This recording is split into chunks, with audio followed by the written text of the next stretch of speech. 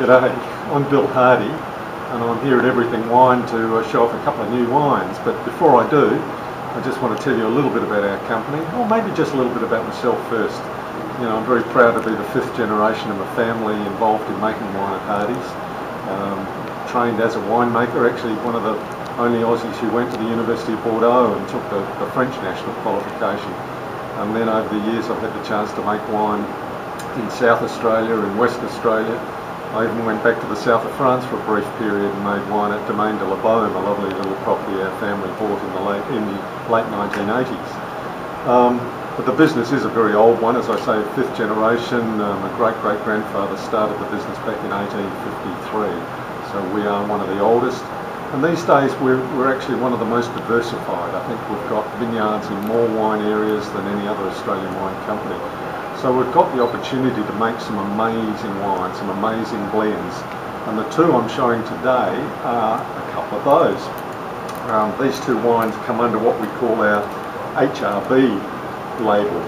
And HRB actually stands for Heritage Reserve Bin, because back in the 1940s, 50s and 60s we used to produce a range called Hardy's Reserve Bin wines.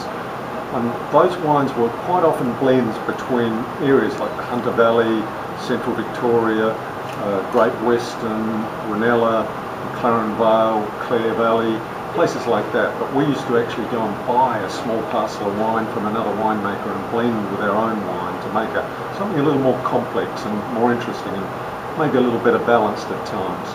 But now that we have vineyards in something like 37 different regions around Australia, we can actually make those blends ourselves from our own resources.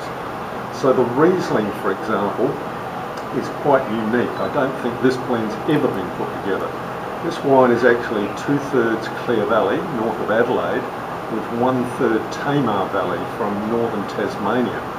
And you know, so they're a long way apart. But our company is fortunate in that we have a little winery in northern Tasmania called our Bay of Fires winery, the Bay of Fires winery. So we make that portion there. We make the Clare Valley portion at our Leasingham facility. So, and then we bring the two wines together after vintage.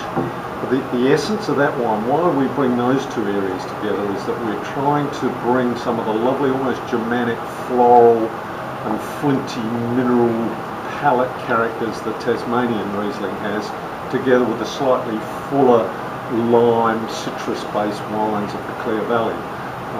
You know, the acidities work out beautifully. Clare's quite full and soft for Riesling, surprisingly.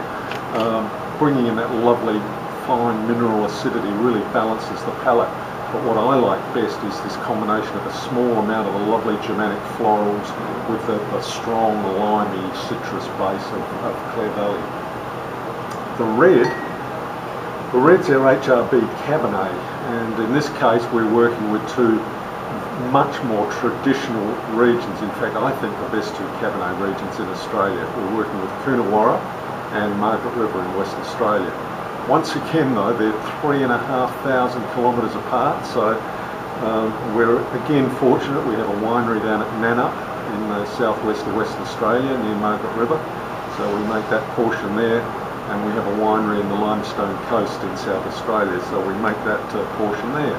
And once again, bring them together after vintage.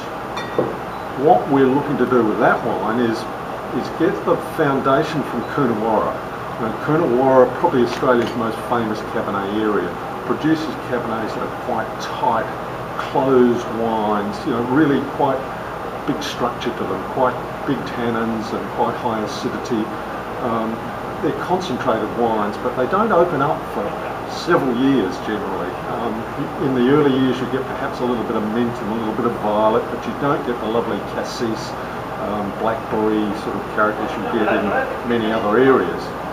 Margaret River, on the other hand, produces very open Cabernets, Cabernets which are quite aromatic right from their birth almost, and they have almost those Bordeaux, leafy, minty, cassis, black currant and blackberry-like characters, and they're softer. They don't have quite the same depth of tannin.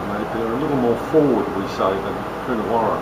So by layering a little bit of Margaret River over the top of the Coonawarra, we can produce a wine which, even from its relative youth, you know, has some beautiful sort of aromatic characters, but behind it all you've still got that strength of the Coonawarra portion. So keeping ability, it has, you know, this is a wine that is now 6 years old, the D636, and I think it's probably another 6 years before it will be really at its peak.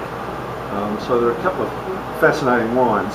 The HRB range, you know, what we're trying to do is actually show the characters of two areas. We're not trying to necessarily make something where all the characters of the wine just meld together and produce one overall sort of harmonious wine.